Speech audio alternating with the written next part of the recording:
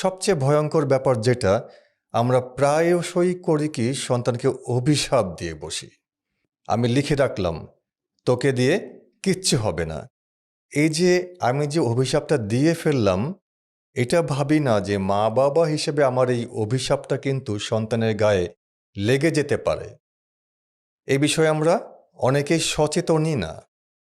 আবার যেসব প্যারেন্টস মা বাবা প্যারেন্টিং সম্পর্কে সচেতন, পজিটিভ প্যারেন্টিংয়ের বিষয়ে সচেতন, দেখা যায় যে তারাও কিন্তু সন্তানের সাথে এ ধরনের আচরণ করে থাকেন। যারা সচেতন না তারা না হয় ভুলক্রমে করেন, না বুঝে করেন, কিন্তু যারা সচেতন তারাও কিন্তু করে ফেলেন, অর্থাৎ তারা নিজেদেরকে কন্ট্রোল করতে পারেন না। আমরা ভুলে যাই যে সন্তানকে যে এভাবে আমরা কথা বলছি তারও যে একটা আত্মমর্যাদা বোধ আছে।